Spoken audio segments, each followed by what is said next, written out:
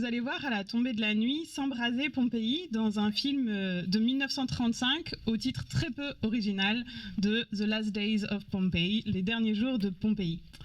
Quand je vous dis que c'est très peu original, il se trouve que c'est le titre d'un tableau, un roman, un opéra, pas moins de 10 péplums, et encore je les connais pas tous, plusieurs séries télévisuelles, d'innombrables bandes dessinées, et avec de légères modifications et des jeux de mots plus ou moins réussis, de plein d'autres choses.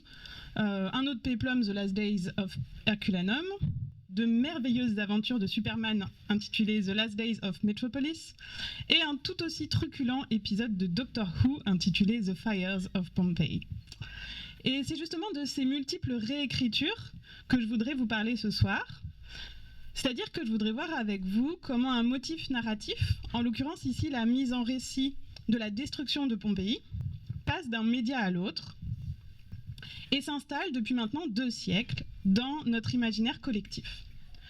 Je vous propose donc une sorte d'archéologie des images pour comprendre d'où viennent les motifs récurrents, dont certains que vous verrez ce soir à la projection, et comment ils s'installent dans le paysage culturel, en l'occurrence ici le paysage culturel occidental, au point de façonner notre manière d'imaginer non seulement Pompéi, l'éruption du Vésuve, mais même la culture antique et la vie des anciens, y compris d'ailleurs chez ceux qui ne connaissent pas les œuvres dont on va parler, dont sont issues ces images.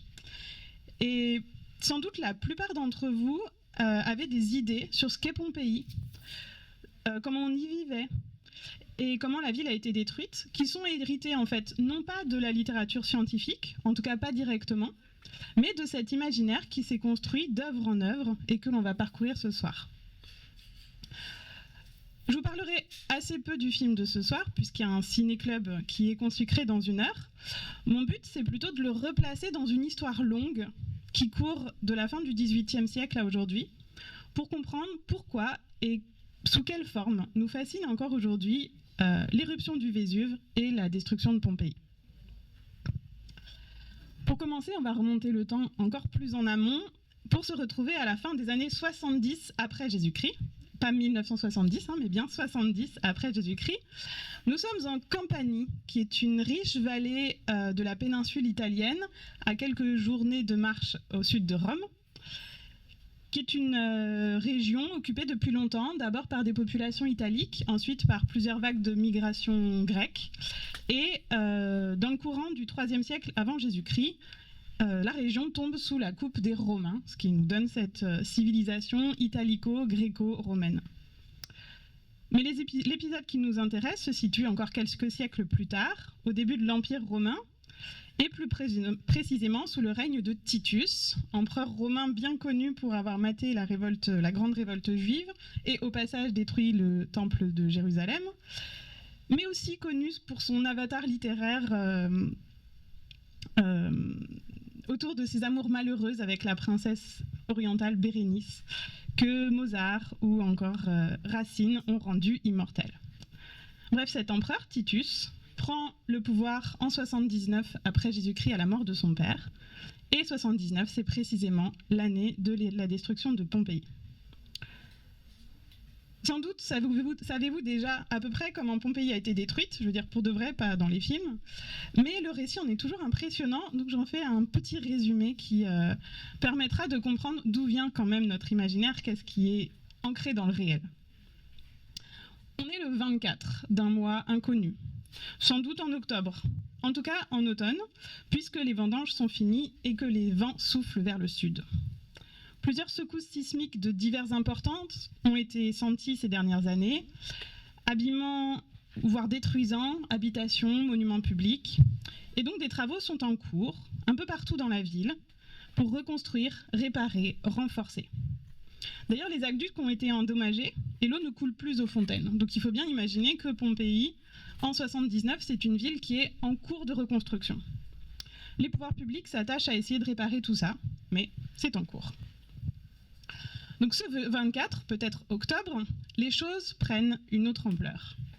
Vers 10h du matin, le bouchon de lave qui ferme le Vésuve et qui le fait culminer à l'époque à quelques 2000 mètres d'altitude, il faut savoir qu'aujourd'hui ça fait 1300 mètres, donc les différentes éruptions l'ont vraiment bien érodé. Donc ce bouchon de lave, à 10h du matin, saute. et un immense panache de fumée s'en dégage. Ça met un gros quart d'heure, donc vers 10h15, pour retomber sur les villes du sud du Vésuve. Le sud, pourquoi? Je vous l'ai dit, les vents soufflent au sud. Et donc Herculanum et Pompéi, qui sont les plus proches, sont les premières touchées. À leur suite, d'autres sites dont on parle moins, Oplontis, Stabi, connaissent en fait le même sort. Voilà pour la matinée. Dans l'après-midi, les habitants de la côte parviennent à envoyer un message de l'autre côté de la baie de Naples, donc de l'autre côté du Vésuve, à Misène, où séjourne l'amiral de la flotte romaine, Pline l'Ancien, qu'on appelle l'Ancien par rapport à son neveu, et c'est important puisque je vous en reparlerai. Le panache de cendres s'élève alors, vers 13h, à près de 30 mètres de haut au-dessus du Vésuve. Les choses se gâtent encore dans la nuit, puis dans la journée suivante. Outre les retombées de cendres, qui peu à peu vont ensevelir les villes les plus proches du Vésuve, des coulées pyroclastiques, qui sont des sortes de nuées ardentes qui descendent le long des pentes, dévalent, carbonisant tout sur leur passage, et notamment Herculanum est entièrement détruite, sans aucun survivant. Quant à la mer, elle est grosse, voire elle vire aux petits tsunamis, ce qui empêche les gens de partir, mais ravage aussi toute la côte sud-est de la baie. De l'autre côté, au nord de la baie, là où les vents n'apportent pas l'ensemble de l'éruption, à Naples et à Misène, on dit que le ciel est noir, il fait nuit en plein jour et une légère couche de cendres blanches recouvre bientôt le paysage. Cela dit, les légères secousses sismiques n'endommagent pas vraiment les habitations et l'air reste respirable. C'est de là que Pline le Jeune, qui est le neveu de Pline l'Ancien dont je vous parlais tout à l'heure, l'amiral Pline l'Ancien à qui, qui porte secours aux habitants de Pompéi, ce neveu observe impuissant le spectacle. Et il raconte plus tard à son ami l'historien Tacite ce qui est arrivé à son oncle, et je vais lui laisser la parole parce qu'il le raconte beaucoup mieux que moi. Donc juste pour vous replacer les choses, Pline l'Ancien, son oncle amiral, est parti, a décidé d'aller voir lui-même l'éruption et d'essayer de sauver les habitants. Alors non pas de Pompéi, il est d'abord essayé d'aller sur la côte à Stabi. Voilà ce qu'il nous raconte. Pendant ce temps, le sommet du Vésuve brillait de plusieurs points de larges flammes et de grandes colonnes de feu dont la rougeur et l'éclat étaient avivés par l'obscurité de la nuit. Mon oncle, donc Pline l'Ancien, répétait que des foyers laissés allumés par des paysans dans leur fuite hâtive et des villas abandonnées brûlaient dans la solitude, voulant par là calmer les craintes. Alors il se livra au repos et dormit d'un sommeil qui ne peut être mis en doute, car sa respiration, rendue par sa corpulence grave et sonore, était entendue par ceux qui allaient et venaient devant sa porte. Mais la cour par laquelle on accédait à son appartement était déjà remplie de cendres mêlées de pierres ponces qui en avaient élevé le niveau, au point qu'en restant plus longtemps dans sa chambre, il n'en aurait pu sortir. On le réveille, il vient rejoindre son ami Pomponianus et les autres qui avaient passé toute la nuit debout. On tient conseil. Restera-t-on dans un lieu couvert ou s'en ira-t-on dehors? Des tremblements de terre fréquents et amples agitaient les maisons qui semblaient arrachées à leurs fondements et oscillaient dans un sens puis dans l'autre. À l'air libre, en retour, tombaient des fragments de pierre ponce, légers et poreux, il est vrai, mais qu'on redoutait. C'est à quoi on se résigna, après comparaison des dangers. Chez mon oncle triompha le meilleur des deux points de vue, chez les autres, la plus grande des deux peurs. Ils mettent des oreillers sur leur tête et les attachent avec des linges, ce fut leur protection contre ce qui tombait du ciel. Déjà, le jour était levé partout, mais autour d'eux, une nuit plus épaisse que toute autre nuit et qu'atténuait pourtant une foule de feux et des lumières de toutes sortes.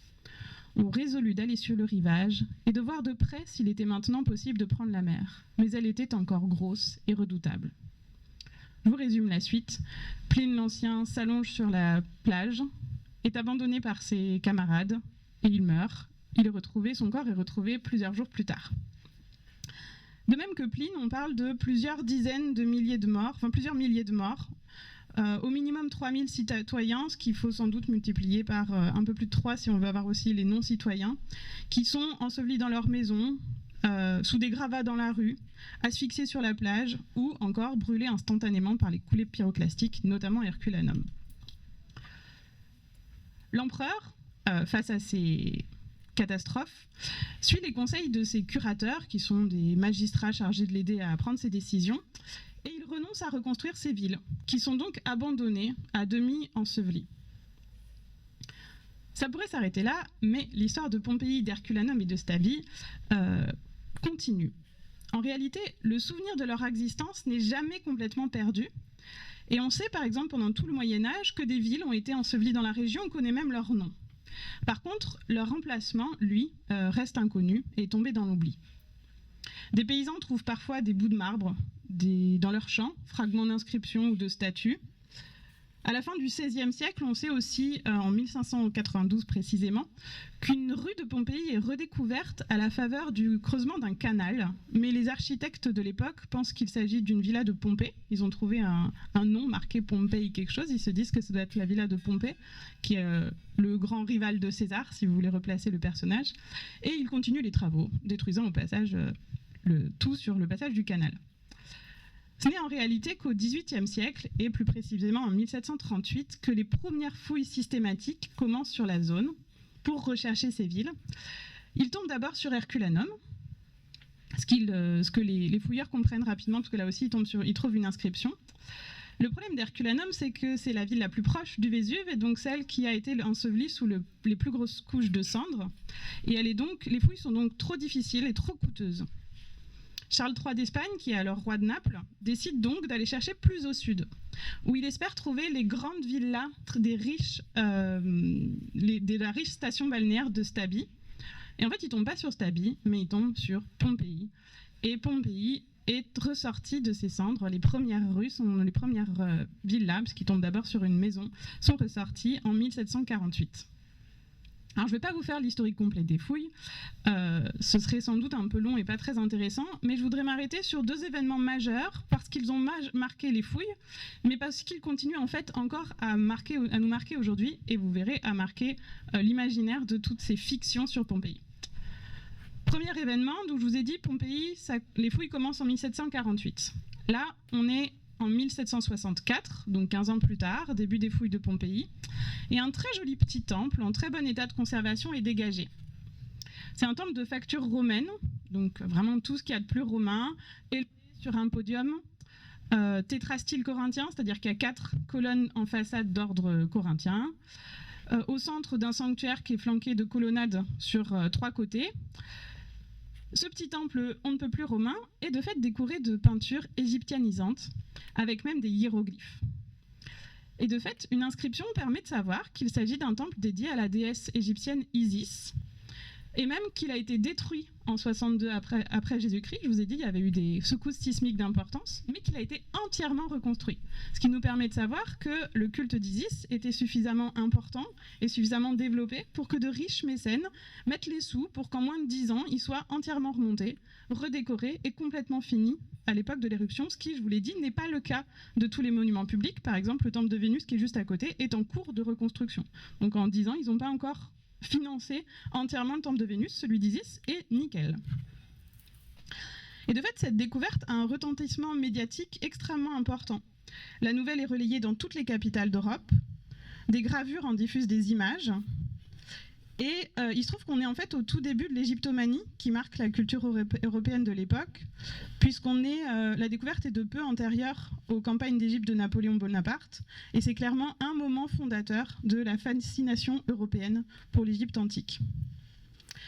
Je m'arrête sur ce point pour 2 raisons. D'abord parce que ça permet de prendre la mesure de ce que représentent ces découvertes et ces fouilles en tant qu'événements médiatiques. Ça fait partie des premiers grands événements médiatiques européens. Et puis c'est sans doute aussi un des moments fondateurs des motifs narratifs dont je vous parle ce soir, et vous le verrez, de cet imaginaire autour d'Isis qui est extrêmement présent dans les fictions contemporaines sur Pompéi. Peut-être que l'autre image très prégnante qu'on a sur Pompéi et qui vous vient immédiatement quand vous y pensez, ce sont les corps de ciment. Alors attention, contrairement à une idée reçue, ce n'est pas des corps pétrifiés, puisque les nuages de cendres qui se sont répandus sur Pompéi n'ont rien pétrifié du tout. En revanche, ils ont recouvert d'une couche épaisse les corps des victimes qui étaient allongés à la suite de la catastrophe. Donc, vous imaginez des couches de cendres et de pierre ponce qui recouvre des corps. Ensuite, vous avez le processus habituel de décomposition qui fait ses œuvres, donc les tissus, que ce soit les tissus humains ou les vêtements ou les chaussures. Bref, tous les tissus ont peu à peu disparu et sont donc restés dans les couches de cendres solidifiées, des vides qui correspondent à l'emplacement des corps décomposés. Ça, les fouilleurs s'en sont rendus compte immédiatement, mais ce n'est qu'à la fin du 19e siècle qu'un directeur des fouilles de Pompéi, qui s'appelle Giuseppe Fiorelli, invente une technique qui est encore utilisée aujourd'hui. Je crois que les derniers corps moulés, ils datent de 2020, donc on le fait encore. Il a fait couler du ciment liquide dans un petit trou pour remplir ces vides laissés par les corps en décomposition, ce qui permet, après avoir dégagé toutes les couches de cendres autour, d'obtenir des moulages de corps qui sont extrêmement vivants, au point qu'on peut voir les tissus et même les plis des tissus. Là encore, ces corps de plâtre ainsi ressuscités marquent les imaginaires immédiatement et aujourd'hui encore. C'est sans doute un des moments de toutes les visites de Pompéi que les touristes apprécient le plus. Et ils sont directement à l'origine des fictions qui retracent les derniers moments de Pompéi. Bon, plongeons maintenant dans ces imaginaires que je vous annonce depuis tout à l'heure pour comprendre comment ils se sont forgés et combien ils nous marquent encore aujourd'hui. Donc à la suite de la découverte de ces sites campaniens, Pompéi, Herculanum, mais aussi Stabi et même Oplontis, qui sont vraiment tous les sites de la côte sud de la baie de Naples, deviennent une étape de ce qu'on appelle le Grand Tour. Le Grand Tour, ce sont des voyages qui sont organisés à partir du XVIIe siècle et qui connaissent leur âge d'or au XVIIIe et XIXe siècle. C'est des voyages qui sont organisés pour la jeunesse dorée européenne et qui font le tour de tous les endroits qui semblent importants à l'aristocratie pour former la culture et la sociabilité de sa jeunesse. Et donc Pompéi devient... Enfin, le voyage qui passait par Rome passe un peu plus au sud et fait un arrêt vers Naples puis Pompéi. Et passent ainsi à Pompéi Goethe, Mozart, Madame de Staël, Dumas, Lamartine, Chateaubriand, Stendhal, Flaubert ou encore Freud et même Straussky. Parmi eux, un peintre russe, peut-être moins connu, Karl Bouliov, qui visite Pompéi à l'été 1827. Il en tire un tableau, qui est la seule image que je vous ai apportée, un tableau monumental de 6,50 m sur 4,50 m, qui est clairement son œuvre la plus connue, je vous la montre dans 2 minutes, et qui s'intitule, et à l'époque c'est original, The Last Day of Pompeii, le dernier jour de Pompéi. Voilà, le tableau, voilà à quoi il ressemble, je vous le ferai passer si vous voulez après, mais j'ai 2-3 commentaires à en faire. On voit une organisation simple, avec au premier plan les victimes de la catastrophe, second plan, surtout sur le côté, la ville qui s'effondre, et un arrière-plan, vous avez le Vésuve qui se reconnaît surtout aux couleurs rouges de l'éruption. Mais en fait, en plus de cette organisation en 3 plans, ce qui est intéressant dans cette œuvre, c'est qu'elle s'organise aussi sur une opposition droite-gauche. Vous avez ici, à droite, les habitants qui sont en train d'être ensevelis sous la ville. Non, c'est le contraire, pardon, à gauche, je vois à l'envers. Donc à gauche, vous avez des habitants qui sont ensevelis sous la ville, et puis à droite, vous avez au coin quelques habitants que vous voyez ici, quelques personnages qui, eux, semblent plus paisibles, plus calmes, et qui sont en fait protégés sous la coupe de ce personnage-ci, celui qui est tout à droite, et vous le verrez si je vous fais passer l'image après, ce personnage porte une croix autour du cou. Et du coup, l'explication du tableau, le sens profond de ce tableau, c'est la fin d'un monde qui s'écroule, qui est le monde païen des Romains, et l'avènement d'un nouveau monde, qui est le monde chrétien. Ce qui, au passage, est absolument complètement anachronique, puisqu'il n'y a pas encore de chrétiens en 69 après Jésus-Christ, c'est-à-dire que le christianisme ne s'est pas encore différencié du judaïsme. À la limite, on pourrait parler de judéo-chrétien et encore. Et en plus, on n'a trouvé aucune trace qui renvoie à la vie de Jésus ou à une quelconque christianisation de Pompéi en 69 après Jésus-Christ. Et à Rome, les toutes premières traces, elles datent de ces années-là, voire un petit peu postérieures. Donc en réalité, il est peu probable que le christianisme soit arrivé jusqu'à Pompéi avant sa destruction, mais peu importe, le fantasme était là. Cette œuvre, vous disais-je, connaît immédiatement un grand succès et a été affichée dans les plus grands musées européens, et plein de reproductions, notamment sous forme de gravures, ont été diffusées, ce qui fait qu'elle était extrêmement connue à cette époque-là. Et il se trouve que les motifs qui font cette œuvre sont repris quelques années plus tard par un autre voyageur, qui lui aussi fait son grand tour, qui s'appelle Edward J. Bulwer-Lytton. Vous avez ici son livre majeur, qui sera en Italie en 1830. Il y découvre, dans l'ordre, D'abord, l'œuvre de Buliov, qui à l'époque était exposée à Milan et qui, semble-t-il, l'a beaucoup marqué. Et lui-même, ensuite, fait un voyage à Naples où il visite les sites de Pompéi et d'Herculanum. Il en tire un roman qui est écrit à Naples, donc quasiment sur les lieux de Pompéi, et qui s'intitule Les derniers jours de Pompéi, en anglais, parce que c'est la langue originale, The Last Days of Pompéi. Vous voyez que c'est immédiatement une référence à l'œuvre picturale que je vous ai montrée juste avant. Ce qui est intéressant, c'est qu'à Pompéi, il a été mis au courant des dernières découvertes, notamment d'une maison qui venait juste d'être dégagée et qui a été baptisée, en raison de ses fresques en réalité mal interprétées, la maison du poète tragique. Et figurez-vous que c'est dans cette maison que résidera son personnage principal, un jeune Athénien du nom de Glaucus, qui prend cette forme de poète tragique. D'autres personnages sont inspirés de cadavres qui ont été découverts juste quelques années plus tôt dans la villa de Diomède. Et vous voyez immédiatement comment est-ce que le lien se forme entre les découvertes archéologiques, leur médiatisation et la fiction romanesque. De fait, ce roman pose véritablement les bases de l'imaginaire fictionnel pompéien, ensuite repris et réinterprété d'œuvre en œuvre. Je vous en résume les traits principaux. D'abord, pour que ça fonctionne bien, une intrigue amoureuse entre deux jeunes et riches habitants de Pompéi, en l'occurrence Glaucus et Ione, qui sont tous deux des Grecs vivant dans la cité. Je vous ai dit que la Campanie avait été touchée par plusieurs vagues de migration grecque dès le 8e siècle avant Jésus-Christ, donc près de 1000 ans avant la destruction de Pompéi. Face à eux, un grand méchant qui tente tout pour empêcher cet amour, qui s'appelle Arbacès, pour ceux qui ont lu Alix. C'est le nom aussi du grand méchant dans Alix. Et donc vous voyez que ça reste. Arbacès, lui, est grand prêtre d'Isis. Je vous disais que c'était important. Et il se trouve aussi être le tuteur de la jeune Ione, dont il est lui aussi amoureux. Donc il essaye de l'épouser, enfin d'abord de la transformer en prêtresse d'Isis pour éviter surtout qu'elle n'épouse Glaucus. Ce grand méchant peut s'appuyer sur la jalousie d'une riche pompéienne et conduite par Glaucus, qui s'appelle Julia, alors qu'au contraire, le couple de héros est lui aussi aidé, mais cette fois-ci par une jeune esclave aveugle qui a elle aussi une grande postérité narrative, Nydia, secrètement amoureuse de Glaucus et prête à tout pour lui. Et enfin, dernier personnage et sans doute le plus important, celui qui met le point final à l'histoire, c'est le Vésuve, dont l'éruption punit les intrigues des uns, laisse en vie les autres. Bref, il trie entre les bons et les méchants.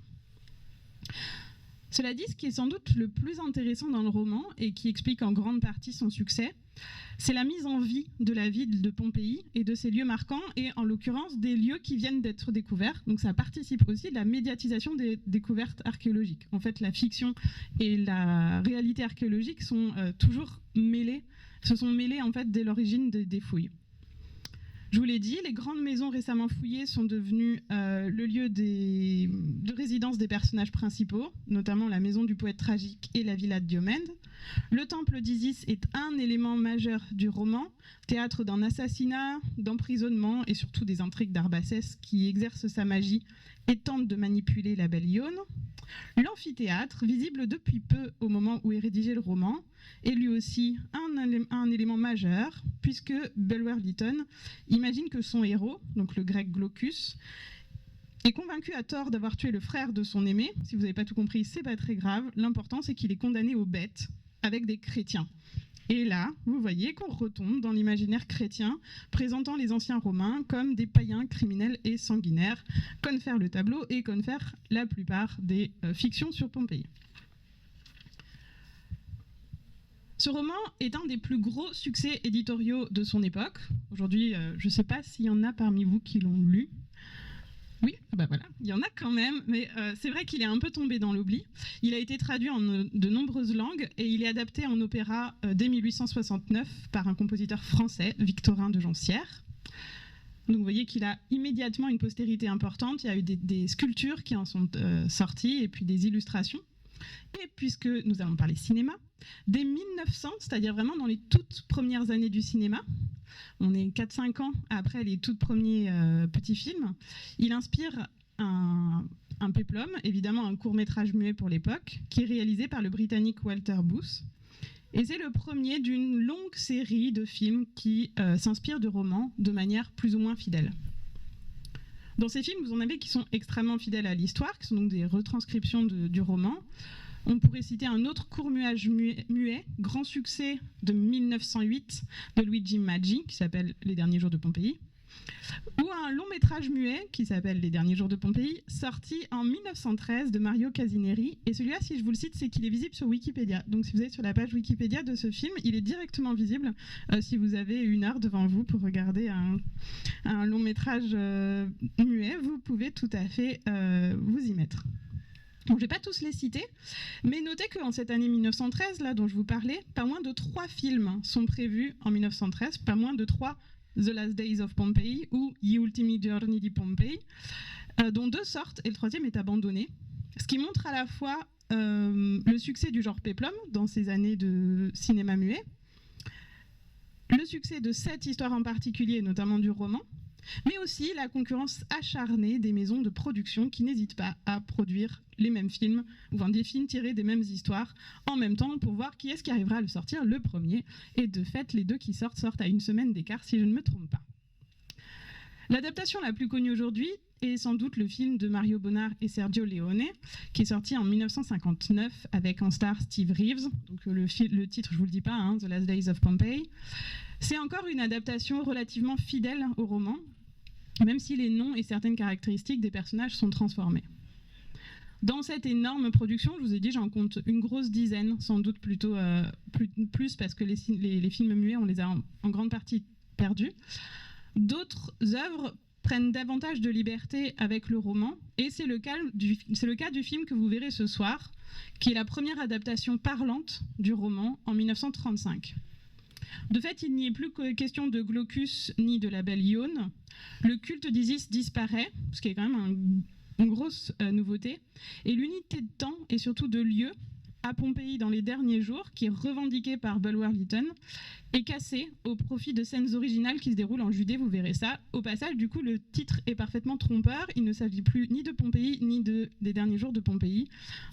Cela dit, je ne sais pas si ce sera présent dans la version qu'on verra ce soir, mais il y a une accroche au début du film, une annonce qui dit que c'est inspiré de l'atmosphère du roman de Bulwer-Lytton. On comprend comme ça qu'ils ont pu quand même reprendre le titre. Mais vous verrez aussi que d'autres motifs sont repris, tout n'est pas complètement extérieur. D'abord, les combats dans les arènes, qui là sont encore plus importants que dans la version originale. L'intrigue autour du christianisme naissant, là aussi largement développée. Et puis l'histoire d'amour entre 2 jeunes et beaux Pompéiens. Mais surtout, évidemment, la destruction finale qui punit les uns, sauve les autres et offre une rédemption à ceux qui en ont besoin. Désolée pour le spoil, mais vous verrez, c'est très beau. Et en réalité, le film n'est pas complètement extérieur au roman. Il reprend une intrigue qui était mineure dans le roman autour d'un gladiateur nommé Lydon, qui devient, pour le film, Marcus. Vous verrez cette histoire du gladiateur Marcus qui est tout à fait édifiante. Voilà pour le film que vous verrez ce soir. Et aujourd'hui, où en est-on? Puisque vous me direz, je n'ai pour l'instant cité que des œuvres en fait assez peu récentes, au plus tard, 1959. De fait, vous le savez sans doute, la production de péplum diminue, sinon en nombre, du moins en qualité et en coût, à partir du milieu des années 60. Donc après le film de Sergio Leone en 1959, on compte encore The Last Days of Herculanum, dont je vous ai parlé en introduction en 1962, qui reprend les mêmes éléments juste en déplaçant l'intrigue. Et après, il y a une sorte de vide, jusqu'à ce que le roman soit adapté non plus en film, mais en série, en 1984, avec The Last Days of Pompeii, de Peter Hunt, qui est à peu près 5 heures, une série de 5 heures, qui est sans doute l'adaptation la plus fidèle au roman. Et d'ailleurs, c'est à ma connaissance la dernière adaptation qui soit directement inspirée du roman, du moins sur écran, puisqu'il en existe énormément d'adaptations en bande dessinée, y compris récentes. Cela dit, l'imaginaire qui a été créé et maintes fois réécrit par toutes ces œuvres dont on vient de parler est quant à lui encore bien présent. Il est juste utilisé différemment, mais le matériau de base reste bien le même, et il passe en partie par de nouveaux médias, en l'occurrence la musique. Vous avez peut-être pensé à un des concerts les plus connus des Pink Floyd, les 4 et 7 octobre 1971, qui est entièrement tourné dans l'amphithéâtre de Pompéi, qui a été fermé au public pour l'occasion, qui est donc entièrement vide, mais qui a été filmé par Adrian Maben, qui en tire un film sorti en 1972, Pink Floyd Live at Pompeii. Et ce qui est intéressant, c'est la reprise des motifs, toujours les mêmes, qui font que pour le spectateur, l'imaginaire est tout à fait familier. D'abord le lieu, l'amphithéâtre, ici vide et en ruine, ce qui rappelle la catastrophe, mais aussi l'idée qu'on est dans une ville antique qui aime les plaisirs et les divertissements. Et le film y joint des images d'éruption, mettant en scène la catastrophe en elle-même. Cela dit, quand je vous dis que la musique est un nouveau média de ces représentations, en fait c'est largement faux, c'est plutôt un retour à un des premiers médias qui a diffusé les imaginaires pompéiens. Et tout à l'heure, je vous citais Mozart parmi les visiteurs les plus anciens et les plus connus du site. Il semble que son passage l'ait marqué au point qu'on en retrouve des échos dans une de ses œuvres majeures. Dans le cas des échos au culte Isiaque. Je ne sais pas si quelqu'un voit son dernier opéra, 1791, La Flûte enchantée. La Flûte enchantée, c'est très largement inspiré des rites maçonniques, sans aucun doute, mais patiné de l'imaginaire qui vient directement de la découverte du temple d'Isis à Pompéi. Pour revenir aux années 2000, excusez-moi pour cet excursus, ce sont toujours les mêmes ingrédients qui sont repris dans la série Doctor Who dont je vous parlais en introduction. Donc cette fois on est en 2008. Je ne sais pas si vous voyez tous de quoi je parle quand je dis Doctor Who. C'est un personnage qui voyage dans le temps grâce à une machine à voyager dans le temps qui ressemble à une cabine téléphonique. Bon bref, il y a un épisode où il atterrit à Pompéi et il comprend, je le cite, que c'est The Volcano Day. Bref, le jour du volcan, il n'est pas arrivé au bon moment.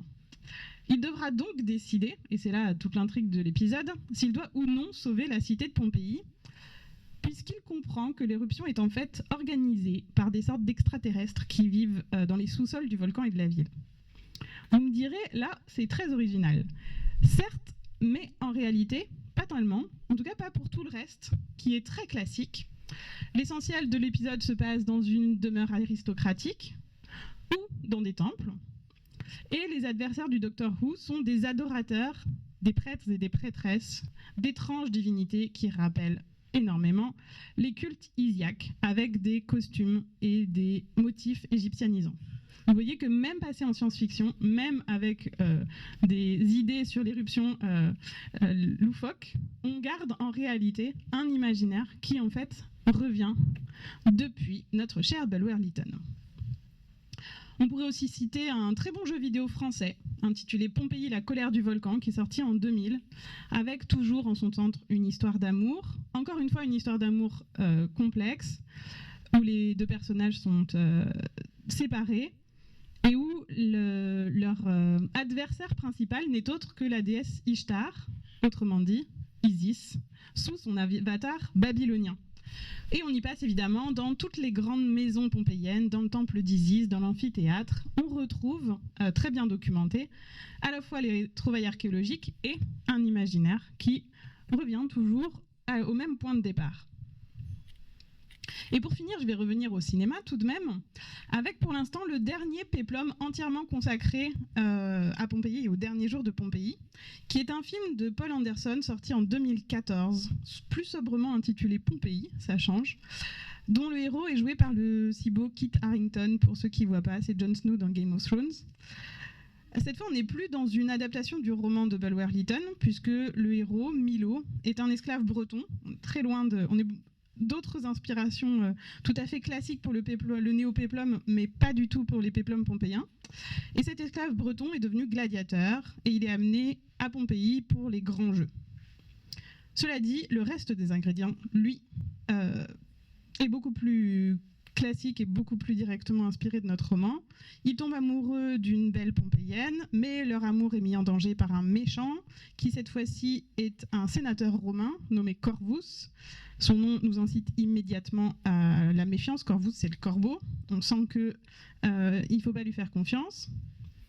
Et si vous connaissez ce film, vous verrez ce soir combien il est en fait héritier du péplum de 1935 que vous allez voir tout à l'heure. C'est-à-dire que comme lui, le film de 2014 centre l'intrigue sur la gladiature et donne donc une place majeure au combat dans l'amphithéâtre. comme toutes les productions dont nous avons parlé depuis maintenant une grosse demi-heure, il est très lié aux découvertes archéologiques. Il s'ouvre et se ferme sur la vue des corps pétrifiés, dont ceux des 2 amants, qui, du coup, gros spoil, n'ont pas survécu à l'éruption. On peut en conclure que finalement, ce que montrent toutes ces fictions, c'est surtout la fascination des créateurs, qu'ils soient peintres, romanciers, cinéastes, musiciens, pour des découvertes archéologiques, avec une fascination qui prend des formes spécifiques ou plus importantes sans doute à Pompéi, pour 2 raisons. D'abord, la qualité des restes archéologiques, qui permet de se faire une idée assez précise de la vie des anciens, de s'en sentir proche. Si vous avez visité Pompéi ou Herculanum, vous avez peut-être eu cette impression d'être dans une ville, avec accès à la vie quotidienne, avec tous les bâtiments principaux, les maisons, les fontaines, les trottoirs, qui font la vie les boulangeries, qui font la vie des gens. Et puis bien sûr, il y a la catastrophe, qui, avec une sorte d'effet cathartique, offre à toutes ces fictions un dénouement commun, où la nature décide du sort des hommes. À chaque fois, ces fictions, en fait, finissent sur rien, c'est-à-dire que l'intrigue finit par être coupée par l'éruption du Vésuve, qui est sans doute le plus efficace des Dei ex machina possibles. Et ce qui est intéressant, c'est que cette catastrophe prend des significations différentes en fonction de l'époque, et elle permet de voir aussi quelles sont nos interrogations profondes. Ça a été longtemps une sorte de jugement dernier, avant l'heure, triant les bons des méchants, en général les bons chrétiens des mauvais païens. Mais récemment, elle est devenue autre chose.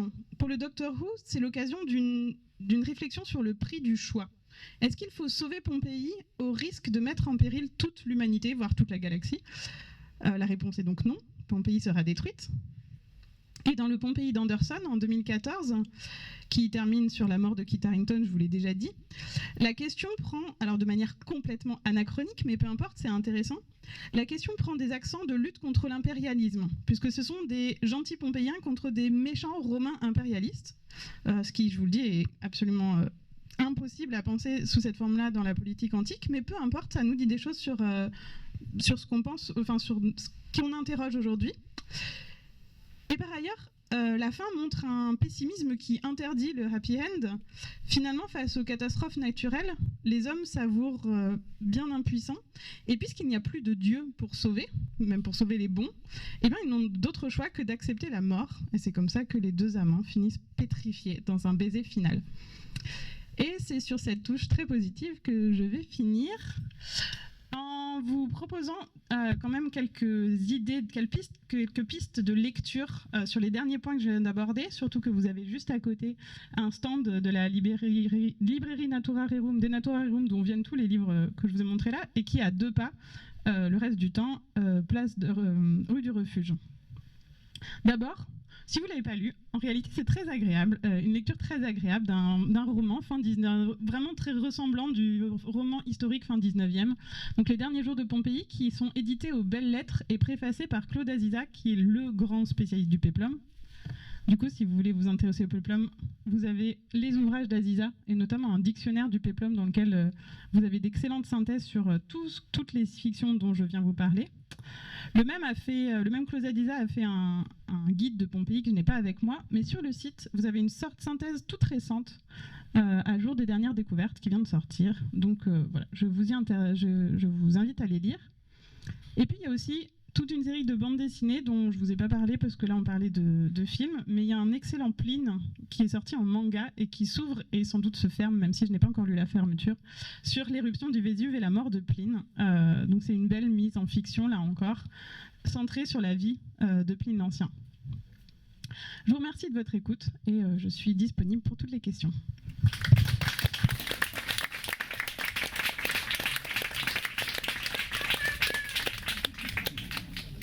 Alors, j'ai trouvé que Herculanum et Pompéi ne se ressemblaient pas lorsque je les ai visités. Différent. Alors ça s'explique par la taille de la ville, en partie, mais en toute petite partie. Ça s'explique surtout par la destruction des 2 villes. En fait, Pompéi, il y a à peu près 3 mètres de cendres et de pierres volcaniques qui ont recouvert la ville. Quant à Herculanum, vous avez, selon les endroits, de 10 à 30 mètres, plus les coulées pyroclastiques qui ont carboniser sur place les choses. Ce qui fait que le site d'Herculanum est dans une cuvette. Il a été en fait assez peu fouillé. Herculanum, c'est pas sûr qu'il y ait un dixième du site qui est connu, parce que c'est trop profond, c'est trop difficile, c'est trop cher. Mais par contre, on y trouve des monuments encore plus en élévation et on trouve du bois. Ce qui est absolument incroyable dans des conditions atmosphériques normales où on ne trouve pas de bois. Et à Herculanum, vous avez beaucoup de bois. Et donc, vous avez des étages avec des poutres, avec des lits. Et donc, ça change vraiment l'impression. Alors qu'à Pompéi, 3 mètres de lave, en plus, une ville riche, ça a été entièrement dégagé pour les pourtours et les artères principales. Il y a à peu près un peu plus de 2/3 de la ville qui est complètement dégagée, et donc on n'a pas du tout la même impression. C'est un peu plus bas, les étages ont sauté, puisque 3 mètres de lave, ce qui est en dessous de 3 mètres ce qui est au-dessus de 3 mètres a sauté, et puis ça fait cette impression d'ouverture qui est en fait liée au fait qu'il n'y a pas de grande façade de lave. Donc c'est essentiellement pour des raisons de destruction et de conservation puis de fouilles des sites qui sont si différentes, alors qu'en réalité, les deux villes étaient des villes samnites, c'était des peuples italiques romanisés. Donc c'était pas des villes grecques comme Oplontis, où vous avez un temple grec, où là on sent qu'il y a une influence légèrement différente. Là, on était en fait sur deux villes qui avaient globalement la même culture, et qui étaient situées à il doit y avoir 5 km entre les deux. Donc en réalité, elles devaient se ressembler avec des tailles différentes. Et c'est vraiment la condition de destruction et de découverte qui donne cette impression. Est-ce que les derniers jours de Pompéi, donc l'éruption du Vésuve, est le premier signe historique du réchauffement climatique de la Terre ? Alors, ce que je sache pas du tout, si je me trompe pas, la sismologie n'a absolument rien à faire. Par contre, là où c'est intéressant, c'est qu'aujourd'hui, ça peut être relu comme... la catastrophe a toujours été lue à l'aune des peurs qu'on avait. Donc, il y avait la peur du jugement dernier, la peur de la fin du monde en fonction des périodes. Et aujourd'hui, on sent que dans les... Alors, il y a le film de 2014, mais Game of Thrones, en fait, en est une autre forme. Et puis, on trouve pas mal dans les péplums récents, ou dans les films historiques récents, des questions sur les catastrophes qui changent. Et effectivement, aujourd'hui, dans nos questionnaires sur les catastrophes, sans doute, le climat revient-il... c'est les marcheurs blancs de Game of Thrones qui descendent avec l'hiver, et Winter is Coming avec un hiver qui va durer à jamais. On n'est pas loin des réfugiés climatiques. Et dans le film de 2014 d'Anderson, c'est plutôt... la catastrophe est très intéressante. Ça tourne d'ailleurs un champignon nucléaire, donc l'espèce d'éruption, finalement, c'est pas une éruption plinienne, c'est plutôt vraiment c'est le champignon nucléaire. Et après, il y a un gros tsunami. Or, on n'est pas très longtemps après les tsunamis qui ont marqué l'Asie du Sud-Est. Et on sent là aussi que c'est nos catastrophes récentes qui viennent permettre de relire l'imaginaire des catastrophes antiques. Et là, sans doute, ce tsunami qui était pas du tout à hauteur de ce qui s'est passé, était là parce qu'on avait tous l'image des gens qui sont morts sous les vagues.